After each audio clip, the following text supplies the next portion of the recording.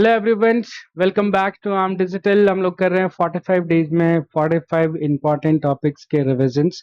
आज का हमारा जो टॉपिक है वो है electrical resistance, which is very easy to handle. अगर हमें कुछ बहुत ही बेसिक कॉन्सेप्ट जो है वो क्लियर है तो let's start with our basic concept, फिर हम एग्जांपल्स ट्राई करेंगे इसके ऊपर। तो स्टार्टिंग विद इलेक्ट्रिकल रेजिस्टेंस जो होता है, बेसिकली ये बताता है कि कोई भी कंडक्टर, जनरली हम कंडक्टर्स का डिस्कशन करते हैं इस चैप्टर के अंदर करंट इलेक्ट्रिसिटी में, कि कोई भी कंडक्टर फ्लो ऑफ इलेक्ट्रॉन को कितना रेजिस्ट करेगा। अगर वो ज्यादा रेजिस्ट करता है तो हम बोलते हैं उसमें रेजिस्टेंस ज्यादा है। अगर वो फ्लो ऑफ करंट को कम रेजिस्ट करता है या कम अपोज करता है तो हम बोलते हैं उसमें से रेजिस्टेंस कम होगा। जिसका रेजिस्टेंस ज्यादा है वहां पर इलेक्ट्रिक करंट को फ्लो होने में ज्यादा डिफिकल्टी होती है, ज्यादा एनर्जी लगती है। ऑपोजिट, जितना कम रेजिस्टेंस फिर करंट इजीली उतना ज्यादा अमाउंट ऑफ करंट फ्लो कर सकते हैं। ठीक है, तो resistance of conductor to the flow of charge is called electrical resistance. इसकी यूनिट जो होती है उसको हम ऐसा यूनिट जो होता है वो वोल्ट पर एम्पियर लिख सकते हैं, या जैसे फेमस इसकी यूनिट जो है ओम लिखा जा सकता है। इसका डायमेंशन आपको याद रखने की जरूरत नहीं है। आप डायमेंशन निकालने के लिए एक फॉर्मूला याद रखो, जो कि पावर वाला फॉर्मूला है, वो ज्यादा बेटर है। तो पावर इक्वल टू क्या होता है, आई स्क्वायर आर। यहाँ से आप रेजिस्टेंस का बहुत इजीली डायमेंशन जब भी रिक्वायर्ड हो निकाल सकते हो। तो आप याद मत करो इसको, क्योंकि इतना सारा याद नहीं रख पाएंगे हम लोग, बहुत सारे डायमेंशन हमें ऑलरेडी याद रखने होते हैं।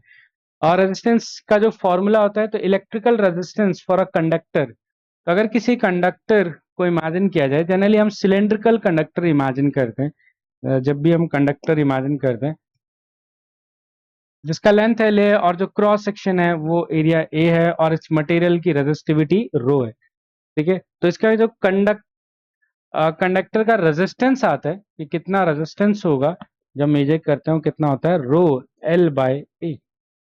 ठीक है, अब इसमें ये याद तो सभी लोग कर लेते हैं, बट गलतियां वहां से शुरू होती हैं जब हम ये नहीं समझते कि एल और आई का मीनिंग क्या होगा। क्योंकि जब तक इस तरह की वायर दी है तब तक कोई प्रॉब्लम होता ही नहीं है, लेंथ और एरिया एकदम क्लियर होता है। बट अगर वायर का शेप अलग दे दिया जाए तो फिर लेंथ और एरिया में चीजें चेंज हो जाती है।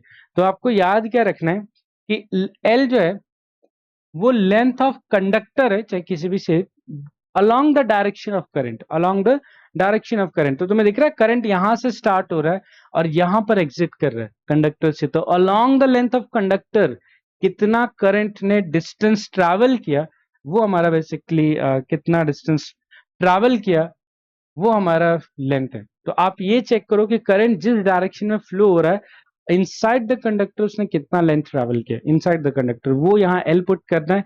और एरिया क्या हो जाएगा इसी के कॉरेस्पॉन्डिंग, एरिया वो एरिया होता है जो करंट के परपेंडिकुलर होता है। तो करंट का जो फेसिंग एरिया है ना, तो करंट अगर किसी भी डायरेक्शन में जा रहा है तो उसके जो फेसिंग एरिया है ना, जिसको हम क्रॉस सेक्शनल एरिया भी बोल सकते हैं, वो आपको नीचे डिवाइड करना है।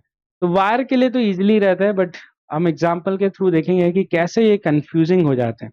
ठीक है, दूसरी गलती, सिली मिस्टेक, कि हम बोलते हैं कि resistance is directly proportional to length L यहाँ देखकर, या resistance is direct inversely proportional to area ये फॉर्मूला देख के, और ये एक सिली मिस्टेक बन जाता है।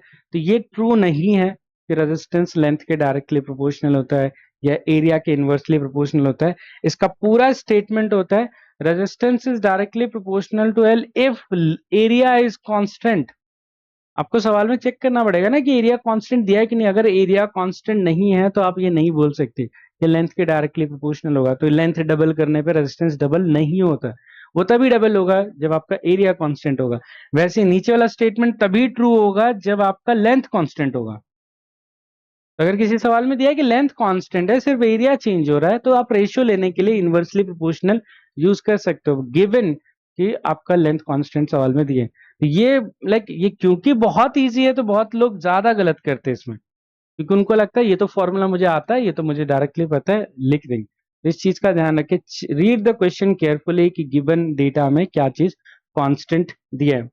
ओके, और किस किस चीजों पर डिपेंड कर रहा है, और एक तो हमें इतना पता चल गया resistance depends on dimensions which is length और रेडियस ऑब्वियसली। और किस पे डिपेंड करता है, नेचर ऑफ द मटेरियल, और वो रेजिस्टिविटी की वजह से, क्योंकि ये मटेरियल डिपेंडेंट क्वांटिटी। तो अगर अलग अलग मटेरियल लोगे, कॉपर, एल्यूमिनियम, लेंथ और एरिया सेम रख के, तब भी आपका रेजिस्टेंस चेंज होगा। तो ये मटेरियल का है। और लास्ट एक और factor that is called temperature.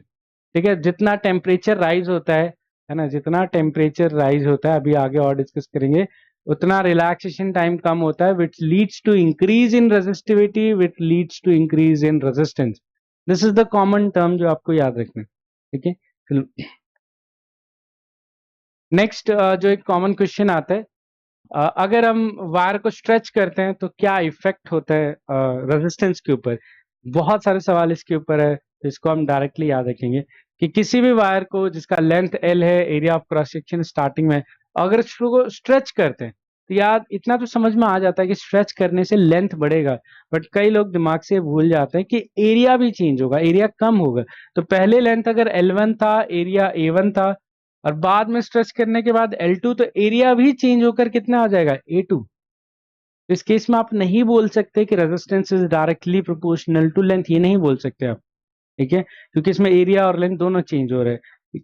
But ये बोल सकते हैं कि स्ट्रेचिंग करते टाइम अगर वॉल्यूम कांस्टेंट रहता है, वॉल्यूम कांस्टेंट रहता है, तो वॉल्यूम दोनों का जरूर सेम कर सकते हो। A1 L1 equal to A2 L2, ये वॉल्यूम जरूर सेम कर सकते हो और सॉल्व कर सकते हो इफ रिक्वायर्ड। जैसे आप रेडियस निकाल सकते हो या एरिया निकाल सकते हो, फाइनल एरिया कितना होगा।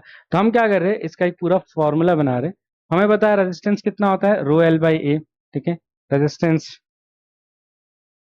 तो रेजिस्टेंस हो गया रो एल बाई।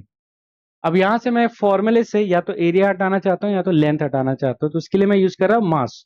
ठीक है, क्योंकि हमें पता है स्ट्रेच करने पे क्या चीज चेंज नहीं होगा, मास चेंज नहीं होगा। तो मास क्या लिख सकते हैं, डेंसिटी इंटू वॉल्यूम। और वॉल्यूम के लिए देखो मैंने क्या यूज किया है, एरिया इंटू लेंथ। ठीक है, तो यहां से अगर मैं एरिया निकालता हूं तो एरिया हो जाएगा मास अपॉन डीएल।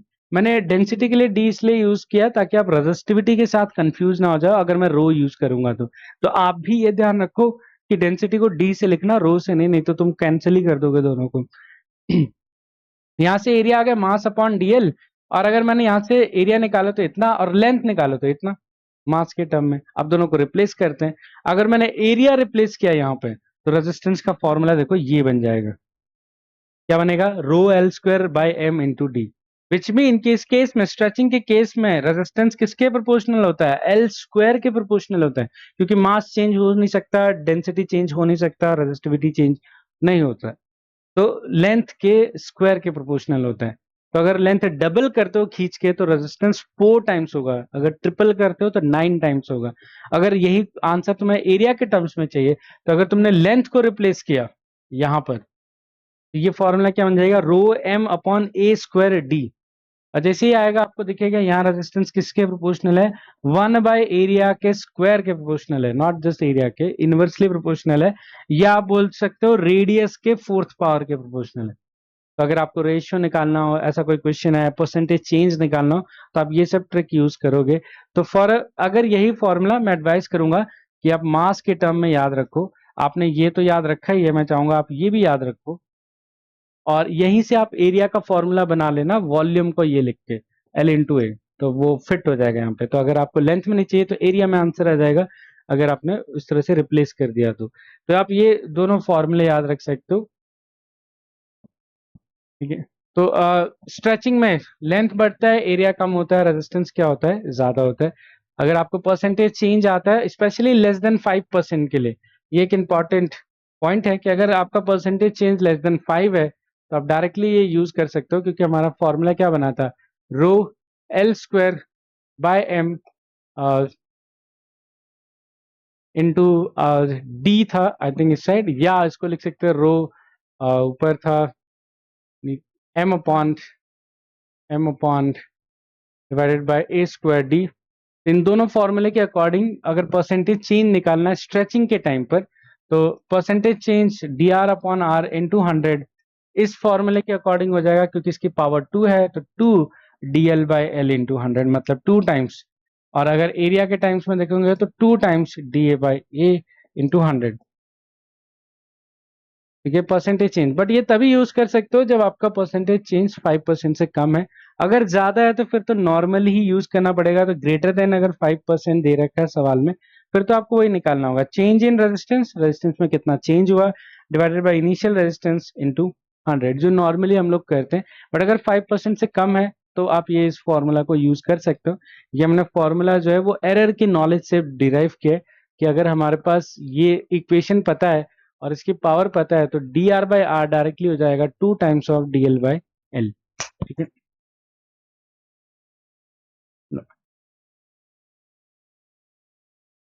नेक्स्ट हमारा टेम्परेचर पे कैसे डिपेंड करता है, इसके भी काफी क्वेश्चंस हैं। तो टेम्परेचर पे देखते हैं कैसे डिपेंड करता है। तो टेम्परेचर पे एक्चुअली डिपेंड जो करता है वो है रेजिस्टिविटी। रेजिस्टिविटी जो टेम्परेचर पे डिपेंड करता है, ये इसका फॉर्मूला है।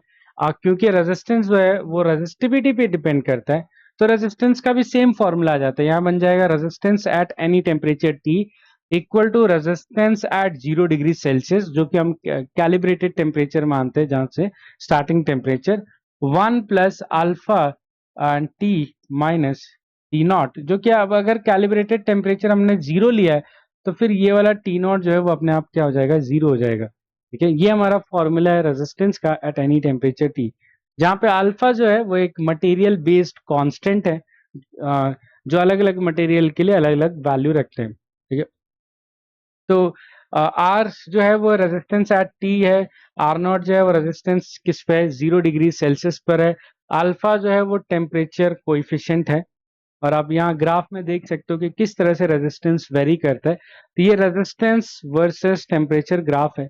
तो कंडक्टर्स के लिए, जिसके लिए हम स्टडी कर रहे हैं करंट इलेक्ट्रिसिटी में, उनके लिए ये जो ग्राफ होता है ये इस तरह का ग्राफ आता है, राइजिंग ग्राफ। ठीक है, तो जैसे जैसे टेम्परेचर राइज होता है आपका जो रेजिस्टेंस है वो भी राइज करता है। पहले थोड़ा सा कर्व होता है, फिर ऑलमोस्ट फ्लैट होने लगता है जैसे जैसे ऊपर जाता है। बट अगर हम नॉन ओमिक मटेरियल की बात करें, जैसे सेमीकंडक्टर, उसमें रेजिस्टेंस कम होता है, या कुछ अलॉयज के लिए जिसमें रेजिस्टेंस एक्चुअली कांस्टेंट भी होता है, मतलब चेंज ही नहीं होता, तो जिनमें रेजिस्टेंस बढ़ता है टेम्परेचर के साथ उसको अल्फा पॉजिटिव बोला जाता है। अल्फा पॉजिटिव बोला जाता है। जिसमें रेजिस्टेंस कम होता है उसको अल्फा नेगेटिव, और जिसमें रेजिस्टेंस चेंज ही नहीं होता उसमें अल्फा जीरो बोला जाता है। ये कोएफिशिएंट है। तो फॉर सेमीकंडक्टर और इंसुलेटर दोनों के लिए अल्फा नेगेटिव होता है, फैक्ट बेस्ड। ठीक है, तो फॉर सेमीकंडक्टर और इंसुलेटर अल्फा इज नेगेटिव, और फॉर कंडक्टर्स मोस्टली मेटल जो होते हैं उनके लिए अल्फा पॉजिटिव आते हैं। लास्ट कुछ पॉइंट्स में हमें टेम्परेचर कोएफिशिएंट सेमीकंडक्टर और इंसुलेटर और इलेक्ट्रोलाइट नेगेटिव होता है, डिस्कस कर लिया। हीटिंग इफेक्ट जो होता है, हमारे पास हीटिंग डिवाइसेस होते हैं, हीटर, गीजर, ये सब आयन में हाई रेजिस्टिव और हाई मेल्टिंग पॉइंट वाले वायर यूज होते हैं, जो कि मोस्टली किससे बना होता है, निक्रोम से, विच इज अलॉय ऑफ निकल एंड क्रोमियम। फ्यूज वायर बनाने के लिए हम लोग लेड अलॉय यूज करते हैं, जिसका लो मेल्टिंग पॉइंट होता है बट हाई रेजिस्टिविटी होता है। तो फ्यूज वायर की low melting point but high resistivity, क्योंकि हम चाहते हैं कि वो मेल्ट कर जाए जब करंट एक लिमिट से ज्यादा हो जाए, इसलिए लो मेल्टिंग पॉइंट। और रेजिस्टेंस कुछ बॉक्स जो होता है वो इन दो मटेरियल से बनाए जाते हैं, क्योंकि हम चाहते हैं नहीं कि रेजिस्टेंस बॉक्स का रेजिस्टेंस क्या हो, चेंज हो। तो ये टेम्परेचर के साथ ऑलमोस्ट कांस्टेंट रहते हैं। जो बल्ब में यूज होता है वो टंगस्टन फिलामेंट होता है, जिससे जो कि एक low resistivity but high melting point object होता है, जिससे लाइट क्या होता है, इमिट होता है जब उसको करंट पास होता है। ठीक है, and mostly connection wire copper से बनाए जाते हैं, बिकॉज इनकी रेजिस्टिविटी क्या होती है, लो होती है। चलो नेक्स्ट हम कुछ एग्जांपल्स ट्राई करते हैं इन सभी पॉइंट्स के ऊपर एक एक करके, starting with this famous question. A rectangular parallelepiped is measured as 1 centimeter into 1 into 100 centimeter. Specific height इतना, देन रेजिस्टेंस पूछा है कितना होगा रेक्टेंगुलर फेसेस के बीच में। वेरी कॉमन और फेमस क्वेश्चन है, क्योंकि इससे समझ में आता है कि रेजिस्टेंस का फॉर्मूला सिर्फ रटने से काम नहीं चलेगा। अगर आपने रो एल बाय ए रट लिया है तो आपको पता ही नहीं चलेगा कि यहाँ पे लेंथ क्या लेना है। ठीक है, अगर मैं इसका डायग्राम बनाऊं तो कुछ डायग्राम ऐसे दिखेगा, देखो। एक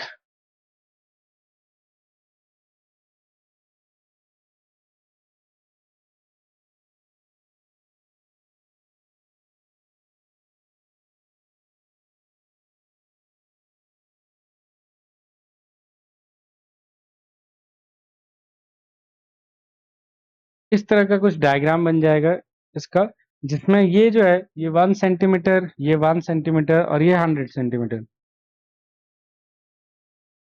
अब इसमें अगर लेंथ पूछू क्या है तो आपका पहला थॉट ये आएगा 100 सेंटीमीटर लेंथ है, और एरिया क्या है, 1 into 1 है। बस जैसे ही लिखोगे सब सवाल ही गलत हो जाएगा। क्योंकि आपने ये ध्यान नहीं दिया कि करंट किधर फ्लो हो रहा है। तो इसमें लिखा है करंट फ्लो हो रहा है between two opposite rectangular faces. तो अगर आप ऐसा मान रहे हो कि लेंथ 100 सेंटीमीटर है, मतलब तुम ये बोलना चाहते हो कि करंट ऐसे फ्लो हो रहा है, क्योंकि आपने लेंथ अगर 100 सेंटीमीटर लिया तो करंट इधर से जा रहा है, इधर से फ्लो हो रहा है। बट ऐसा है नहीं, इसमें करंट बोला क्योंकि ये तो स्क्वायर फेसिस है, ये तो आप आंसर निकाल रहे हो स्क्वायर फेसिस का। बट एक्चुअल करंट जो है वो रेक्टेंगुलर फेसिस में जा रहा है, जो कि यहाँ सामने है। ये देखो, ये वाला फ्रंट वाला रेक्टेंगुलर फेसिस है, तो करंट जो है वो ऐसे एंटर कर रहा है और उस साइड से बाहर निकल रहा हो। तो इस केस में जो करंट लेंथ ट्रैवल करेगा अंदर, वो इतनी सी तो लेंथ ट्रैवल करेगा जिसकी वैल्यू कितना है, 1 सेंटीमीटर। और जो फेसिंग एरिया है, जो ये एरिया फेस करेगा, वो 100 इंटू कितना होगा, 1। इस केस में हमारा जो रेजिस्टेंस की वैल्यू होगी, resistivity is 3 into 10⁻⁻⁷। Length, length किधर गया, 1 सेंटीमीटर, और एरिया 1 इंटू 100, 100 सेंटीमीटर स्क्वायर। तो ये आपका आंसर आएगा। अब यहाँ से जो वैल्यू आएगी, तो ये क्वेश्चन इजली आपको बताता है कि कैसे आपको ध्यान रखना है लेंथ और एरिया का, कि सिर्फ रो एल बाई ए रटने से काम नहीं चलेगा आपका। नेक्स्ट एग्जांपल में resistance of the platinum wire of platinum resistance thermometer at ice point मतलब 0 डिग्री सेल्सियस, स्टीम पॉइंट मतलब 100 डिग्री सेल्सियस। ये वैल्यू दे रखा है। Okay, 8 and 10 ohm. आपको पूछा है inserting the wire in a hot bath of temperature 400 degree Celsius which is more than the steam point, आपका रेजिस्टेंस कितना हो जाएगा प्लैटिनम वायर का। तो ऑब्वियसली ये रेजिस्टेंस टेम्परेचर रिलेटेड क्वेश्चन है, तो पहले हम फॉर्मूला रिकॉल कर लेते हैं। R equal to R naught 1 plus alpha T minus T naught. ठीक है, ये हमारा फॉर्मूला है। R at any temperature T, ठीक है, R naught at 0 degree Celsius, and alpha जो है कोइफिशिएंट है, जो कि अभी कन्वीनियंटली इसमें नहीं दिया हुआ है, तो पहले हमें अल्फा का भी सोचना पड़ेगा क्या करना है। Let's start the calculation. तो आप ऐसे करोगे, 0 डिग्री सेल्सियस पे 8 ओम, 100 डिग्री सेल्सियस पे आई थिंक 10 ओम, और हमें 400 पे निकालना है। 400 डिग्री सेल्सियस पे आर मान लेते हैं तो सॉल्व। तो चलो एक एक करके इक्वेशन लगाते हैं। तो जीरो जो है वो आर नॉट बन जाएगा, ठीक है, और ये टी नॉट हो जाएगा। तो ये टी नॉट और आर नॉट हो गए। तो चलो सॉल्व करते हैं। तो आर की वैल्यू अगर मैं फॉर्मूला इन दो टेम्परेचर के बीच निकालूं, तो final resistance 100, initial resistance 8, 1 plus alpha, temperature finally 100 minus 0, 100 minus 0। यहाँ से बहुत इजीली अल्फा का आंसर आ जाएगा, which is 10 divided by 8 minus 1 into 100 भी। ठीक है, तो इसको डायरेक्टली सॉल्व कर लेते हैं। ये हो गया 5, ये 4, तो 5/4 माइनस 1 इंटू अल्फा इंटू 100। यहाँ से हमारे पास अल्फा का आंसर आ जाएगा 1/400 पर डिग्री सेल्सियस और पर केल्विन। ठीक है, दोनों में से, क्योंकि दोनों ही ऐसा यूनिट होगी, चाहे पर डिग्री सेल्सियस लिखा हो या पर केल्विन लिखा हो। ठीक है, ओके, अब अगली बार अब इन दोनों में लगाते हैं फॉर्मूला सॉल्व करने के लिए, 0 और 400 में। तो फाइनल फाइंड करना है। इनिशियली जो 0 पे था वो 8 है, और 1 प्लस अल्फा की वैल्यू हमने अभी निकाल ली, which is 1/400। Final temperature is 400 और इनिशियल 0 से शुरू करना है। तो 400 से 400 डिवाइड हो गया, तो ये क्या है, R equal to 8, 1 plus 1, and that is equal to 16 ohm. ठीक है, तो आपका 400 डिग्री सेल्सियस पे कितना आ जाएगा, 16। तो 0 से लेकर 400 पे जाने के बाद आपका रेजिस्टेंस क्या हो रहा है, डबल हो रहा है। Okay, next example. 1 metre long wire is broken into two unequal parts. ठीक है, unequal is very important, x and y. The x part of the wire is stretched into another wire. तो चलो एक एक करके लिखते जाते हैं इसको। तो हमारे पास एक वायर है, तो दो पार्ट में ब्रेक किया, दोनों को लिख लेते हैं। एक पार्ट हमें नहीं पता कि किस लेंथ में ब्रेक किया, तो अनइक्वल लेंथ लेना पड़ेगा। तो इसको नाम दे दिया x, इसको नाम दे दिया y। ठीक है, अब क्या बोला है अगले स्टेप में, x को स्ट्रेच करके अनदर y वायर बना दिया W। ठीक है, stretch into another wire W। Length of W is twice the length of x। Okay, तो हमने स्ट्रेच करके इसको एक नए वायर में कन्वर्ट कर दिया, तो नए वायर में कन्वर्ट किया तो कितना हो गया 2L1, और ये कौन सी वायर बन गई, W वायर बन गई। और आगे क्या लिखा है, the resistance of W is twice that of Y। तो आपको पूछा है length of X and Y, okay, तो मतलब L1 बाय L2 पूछा है। तो लास्ट में हमें गिवन इन्फॉर्मेशन क्या है, resistance of W equal to किसके बराबर है, twice of 2 times of resistance of Y, 2 times of resistance of Y है ना, 2 times twice of that Y। चलो सॉल्व करते हैं। अब रेजिस्टेंस लिखने के लिए हमें क्या चाहिए, लेंथ और एरिया, दो चीजें चाहिए होता है, तो फटाफट लेंथ और एरिया पर आ जाते हैं। अगर मैं मानता हूँ स्टार्टिंग लेंथ L था और स्टार्टिंग एरिया A था, तो कट करने के बाद भी A ही रहेगा दोनों का। बट जब हम स्ट्रेच करेंगे तो आपको पता है स्ट्रेच करने से एरिया कम होता है। अब कैसे निकालें यहाँ एरिया कितना होगा, तो सिंपल सी बात है, अगर लेंथ डबल हुआ है एरिया हाफ हुआ है। ये हम क्यों बोल सकते हैं, क्योंकि A1 L1 इक्वल टू किसके बराबर होता है, A2 L2 ड्यूरिंग स्ट्रेचिंग, क्योंकि हम वॉल्यूम कांस्टेंट लेके चल रहे हैं। तो वॉल्यूम कांस्टेंट तभी हो पाएगा जब A इंटू L का प्रोडक्ट क्या रहे, कांस्टेंट। तो अगर लेंथ डबल तो एरिया हाफ। अब चलो रेजिस्टेंस लिखते हैं, तो देखो रेजिस्टेंस यहाँ पे लिखोगे, W का रेजिस्टेंस कितना आएगा रो, इसका लेंथ कितना है 2L1, और एरिया कितना है A/2, ठीक है। वहां पर 2 टाइम्स रो, रो क्यों सेम, क्योंकि material same, material property same ही हो गई, क्योंकि दोनों कट करके सेम वायर से है। लेंथ इसका L2 और एरिया इसका A, इसके एरिया में कोई भी चेंजेस नहीं है, तो यहाँ से सीधा आपको मिल जाएगा L1 by L2 which is ratio of X upon Y। तो L1 इधर L2 इधर, तो 2 से तो 1/2 ना, बाकी ये 2 और ये 2 तो डिवाइड हो गया, आपका 1/2, ठीक है। इस तरह से आप बहुत इजीली फॉलो अप कर सकते हो क्वेश्चन को, बहुत काम हो गया अगर आप ट्राई करोगे। Next example, aluminium wire stress to make it length 0.4%। देख रहे हो, तो यहाँ से आपको ये दिख रहा है कि ये जो परसेंटेज चेंज है वो 5% से लेस है, तो इसका तरीका अलग होगा सॉल्व करने का। The percentage change in the resistances, ठीक है, देखो कैसे करने। हमें पता है कि स्ट्रेचिंग के टाइम पे रेजिस्टेंस का formula rho L by A use ना करके, क्योंकि इसमें एरिया का कंफ्यूजन हो जाएगा। तो पहले देखते हैं हमें किस टर्म में सॉल्व करना है, क्योंकि इसका लेंथ दे रखा है, तो मैं इस एरिया को हटाऊंगा यहाँ से, और एरिया को हटाने के बाद ये आता है L² divided by M into D, ठीक है। अब इसको हम क्या करते हैं, ये जो हमारा एरर का तरीका है, जब लेस देन 5% है तो ये तरीका करेंगे, हम दोनों साइड लॉग लेंगे, ठीक है। तो दोनों साइड लॉग लोगे तो लॉग रो है ना, log plus 2 times log L minus log M log D, ठीक है। ये सारे टर्म्स आ जाएंगे इसमें। अब आप इसको क्या करोगे, डिफ्रेंशिएट करोगे, तो डिफ्रेंशिएट करोगे तो यहाँ पे क्या आ जाएगा dr/r, यहाँ पे क्या है 0, क्योंकि इसका डिफ्रेंशिएशन 0, क्योंकि कांस्टेंट है। ये आ जाएगा 2 टाइम्स dl/l, ये कांस्टेंट है 0, ये कांस्टेंट है 0, क्योंकि आपको दे रखा है। तो इसका मतलब कि रेजिस्टेंस का जो अब ये क्या बन गया, फ्रैक्शनल चेंज। इसको 100 से मल्टीप्लाई कर दो दोनों साइड, तो ये बन गया परसेंटेज चेंज, इस साइड भी बन गया परसेंटेज चेंज। तो 2 times percentage change in length, percentage change in length कितना है 0.4%, तो हमारा रेजिस्टेंस में कितना है 0.8%, जो मैंने आपको याद भी रख सकते हो आप डायरेक्टली। जनरली 1 मिनट लगेगा अगर आप रटते भी नहीं हो, बट फॉर्मूला याद रखते हो और वहां से 1 मिनट में ये डिराइव कर लेते हो। अगर आपका परसेंटेज चेंज मोर देन 5% होता है तो ये मेथड मत यूज करो, फिर आप ऐसे करना, आप क्या करना, निकालना change in resistance divided by initial resistance into 100। अगर आपका मोर देन 5% है, 20 30 ऐसा कुछ दे रखा है क्वेश्चन में, तब आप वो मेथड यूज करो।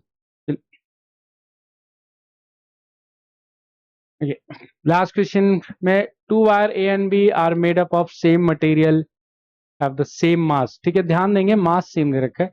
Wire A has radius this value, wire B has radius this value, the resistance of the wire, the resistance of the wire is, तो आपको मास के टर्म में चाहिए। तो ये आप देखोगे हमने ऑलरेडी रेजिस्टेंस मास के टर्म में निकाला है। अगर आप rho L by A use करते हो तो फिर आपको पता ही नहीं चलेगा कि मास का क्या करना है, आप सीधा एरिया लेके सॉल्व कर लोगे, बट लेंथ पे ध्यान ही नहीं दोगे। ऐसा तो लिखा नहीं कि सेम लेंथ है, मटेरियल सेम है तो रो सेम है पक्का। इसकी जगह हम मास वाला फॉर्मूला यूज करें ज्यादा better, which is L² M divided by D. अब यहां से क्लियर दिखेगा आपको, ये रो सेम है डी सेम है, क्योंकि मटेरियल सेम है।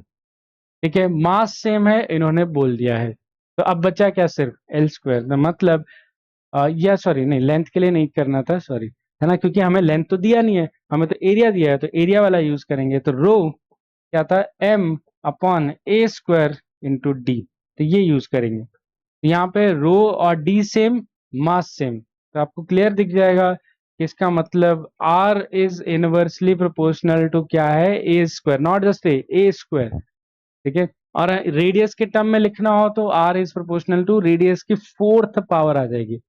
बस सॉल्व कर लेना है। तो आप क्या लिखोगे, resistance of A upon resistance of B, ratio में क्या आएगा, यहाँ पर ए का रेडियस आएगा, यहाँ पर बी, क्योंकि इनवर्सली प्रोपोर्शनल है। तो यहाँ पर ए का है 2 और बी का, आई थिंक बी का 4 और इसकी फोर्थ पावर, तो 2 to the power 4, ये कितना हो जाएगा 16। तो मतलब ए का रेजिस्टेंस 16 टाइम्स है बी के, तो ए का रेजिस्टेंस कितना हो जाएगा 16 इंटू बी का रेजिस्टेंस 2। ठीक है, इस तरह से आप सॉल्व कर सकते हो। आप सोचो अगर किसी ने रो एल बाई ए से सॉल्व कर लिया होता तो वो तो स्क्वायर लेता ही नहीं और आंसर आएगा नहीं, क्योंकि वो एल को कांस्टेंट मान के ट्रीट कर रहे हैं।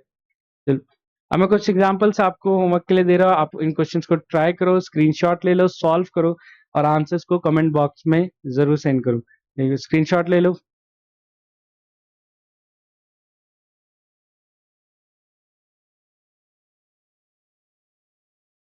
इन क्वेश्चंस को ट्राई करो, कमेंट बॉक्स में मेंशन करो आपके जो भी आंसर आता है। मैं आपको नेक्स्ट वीडियो में मिलता हूँ नेक्स्ट टॉपिक के साथ।